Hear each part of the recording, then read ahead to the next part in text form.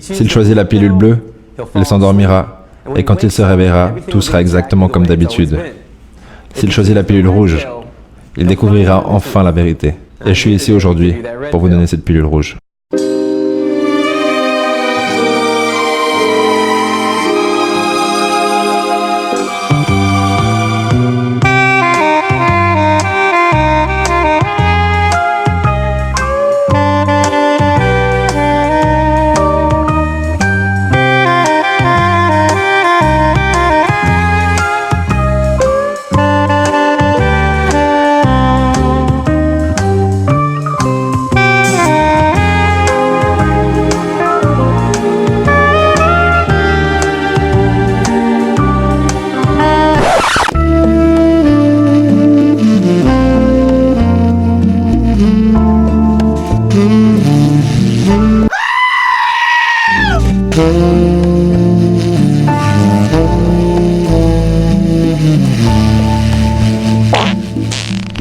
Ces suicides manqués,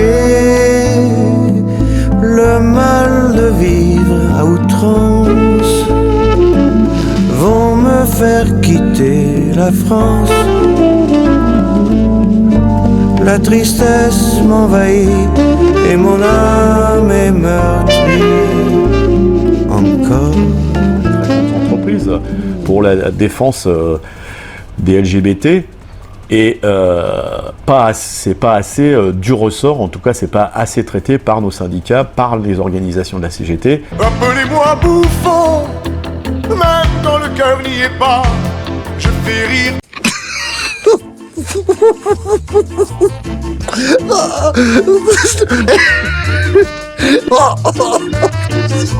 Et la ménagère veut le progrès, mais elle ne veut pas la pagaille. Eh bien c'est vrai aussi pour la France. Il faut le progrès, il ne faut pas la pagaille. Mais si vous en parlez à l'une de ces personnes, vous en isolez un, vous le faites asseoir, rationnellement vous lui parlez des problèmes de QI, des comportements stupides, les mauvaises décisions, directement il commence à vous parler de l'éducation. C'est la grande réponse à tout, l'éducation. Ils disent que nous avons besoin de plus d'argent pour l'éducation, plus de profs, plus de salles de classe, plus d'écoles, plus de tests pour les jeunes. Il répond, vous savez, nous avons essayé tout ça, mais les jeunes n'arrivent toujours pas à passer le test. Ah, ne vous inquiétez pas pour ça, on va réduire la difficulté.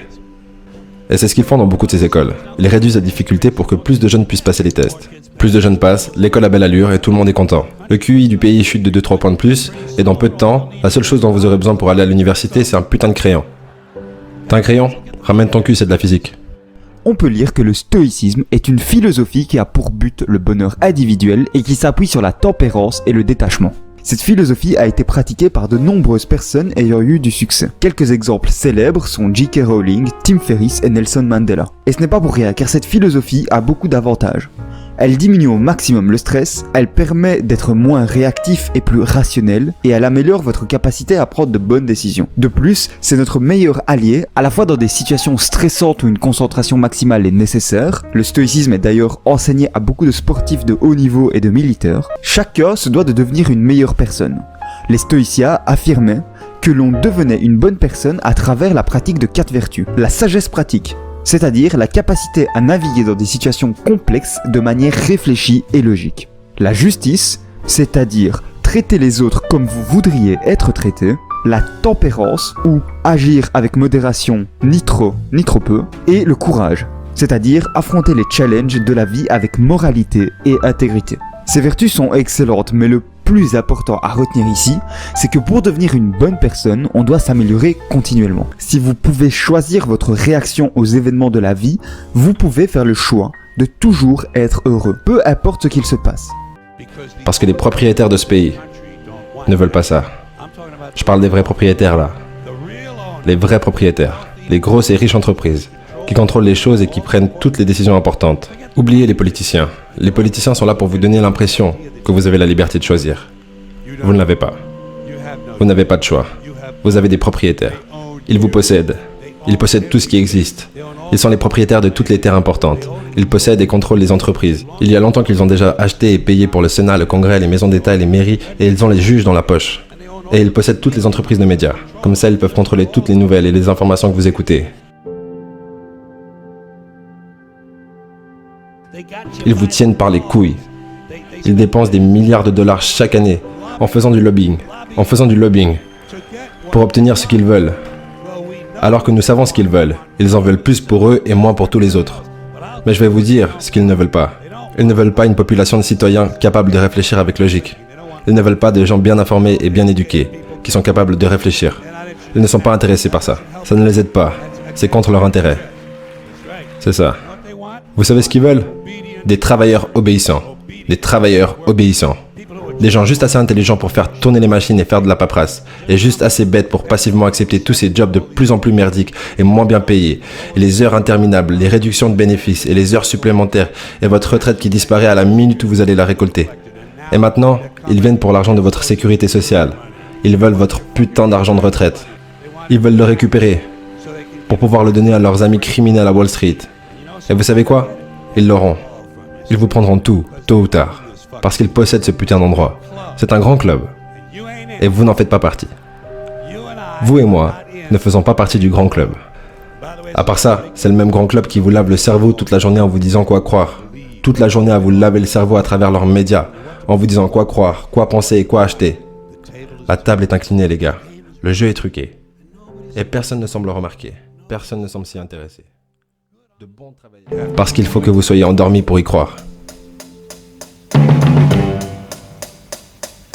Au nom de notre amour et de tout ce qu'il représente, avant de dire un jour les mots qui parfois désenchantent, au nom de notre amour, oublions ce qui nous sépare, fuyons à notre tour ce qui blesse et qui désempare. C'est double fist. Mais toute cette histoire, le neuromarketing, est-ce que c'est mal? Pour montrer le succès de sa technique, Martin me fait passer un test classique dans le neuromarketing en me faisant subir un IRM pendant qu'il me montre des pubs. Vous vous souvenez de cette scène dans Orange Mécanique? Eh bien, c'est à peu près ça. On va s'attarder sur trois choses. D'abord la peur, ensuite l'envie, et enfin le sexe. La peur, l'envie, le sexe. La peur, l'envie, le sexe. La peur, l'envie, le sexe. La peur, l'envie, le sexe.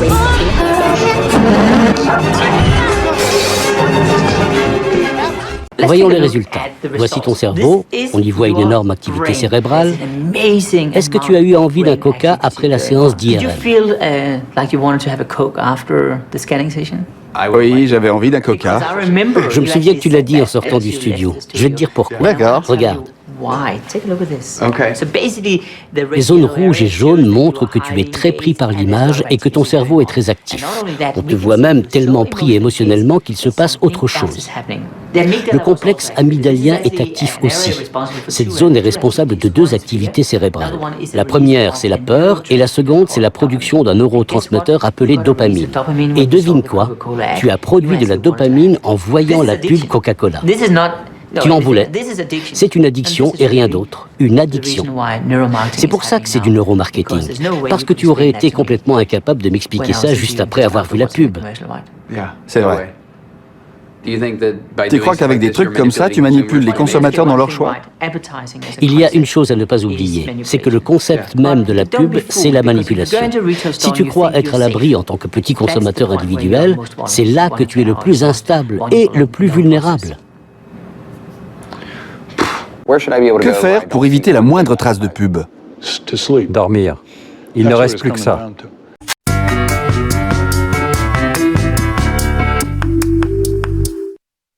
Heureusement, après tout ça, on se fait un bon petit plat. Poisson sauvage?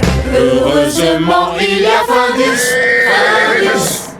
Alors si on écoute tout le temps que les conneries, eh ben vous finissez par les acheter, mais vous n'êtes pas raisonnable non plus.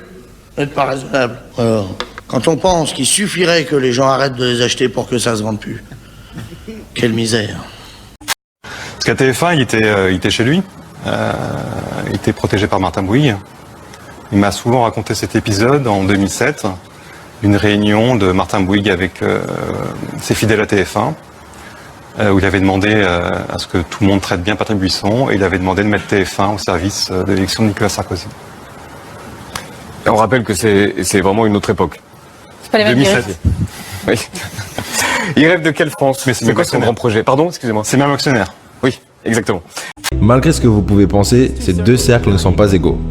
Je répète, ces deux cercles ne sont pas égaux. En effet, un des cercles est plus grand que l'autre. Ce que j'aimerais que vous fassiez, c'est déterminer lequel est le plus grand. Donc, s'il vous plaît, levez la main si vous pensez que le cercle bleu est plus grand que le cercle rouge. S'il vous plaît, levez la main si vous pensez que le cercle rouge est plus grand que le cercle bleu. Ok, génial.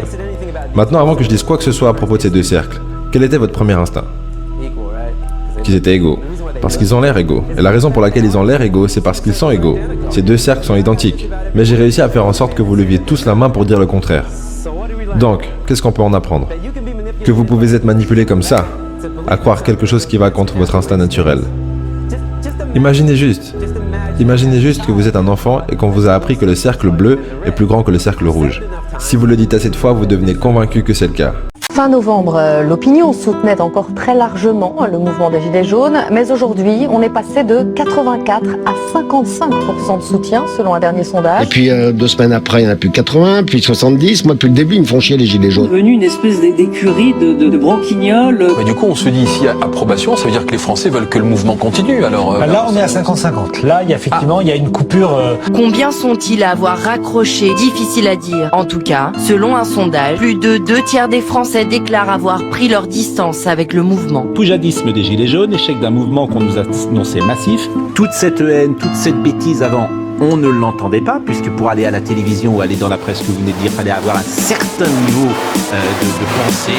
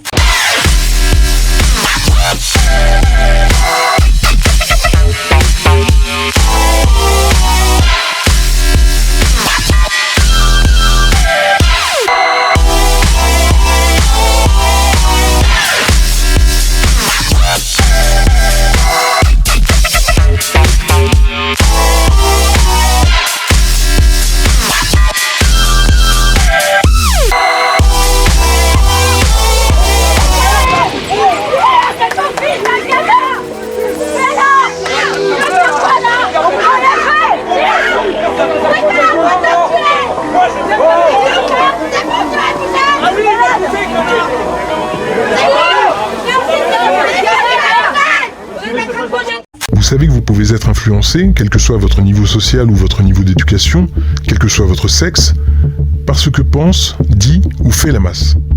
Vous savez également que face à l'autorité, vous avez un potentiel assez élevé de 63% de suivre ce que cette autorité vous ordonne de penser, dire ou faire. Et puis l'autre élément, c'est que le fait que, je mets des guillemets, on puisse plus rien dire, ou en tout cas on puisse moins dire de choses qu'avant, pour moi c'est une bonne nouvelle. Si l'on part de ce constat, on peut alors imaginer puis constater le pouvoir que les puissants ont sur nous lorsqu'ils allient l'autorité à la masse.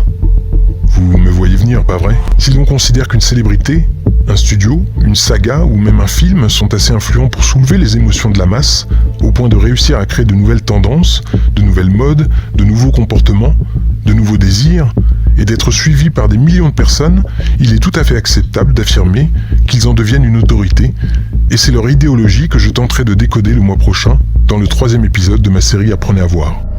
Please welcome Desmond Napoles, a.k.a. Desmond is amazing.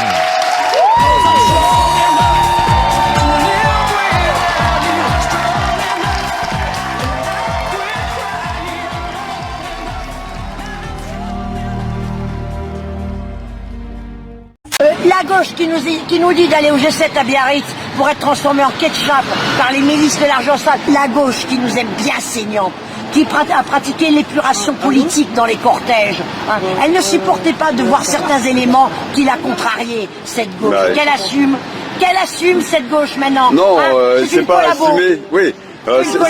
Faut la dénoncer, faut pas assumer, faut pas gâcher, faut la dénoncer. Et ensuite, pourquoi vous n'allez jamais manifester à Saint-Germain-du-Prêt-à-Penser? Pourquoi vous n'y allez jamais? Moi, je remarque que lors de vos manifs, les biens de Bernard Arnault, de LVMH, ne sont jamais attaqués. Pourquoi? C'est Squarcini qui vous file des petits billets?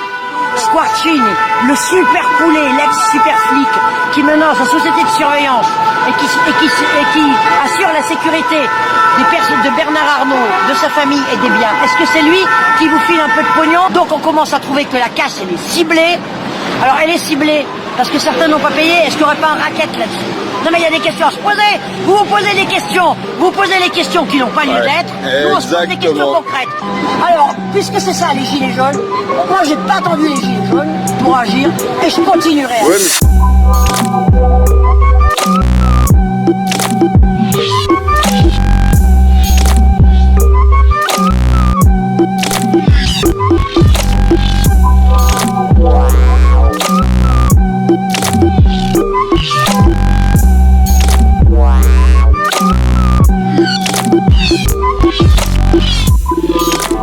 Dans 13h15 le dimanche, un document exclusif sur un sujet qui divise les Français, la gestation pour autrui. Chaque année, des couples en mal d'enfants partent à l'étranger pour faire porter leur bébé là où la GPA est autorisée. 13h15 le dimanche a suivi l'un de ces couples dans cette périlleuse aventure entre Paris et les États-Unis. Un document exclusif de 13h15 le dimanche sur France 2.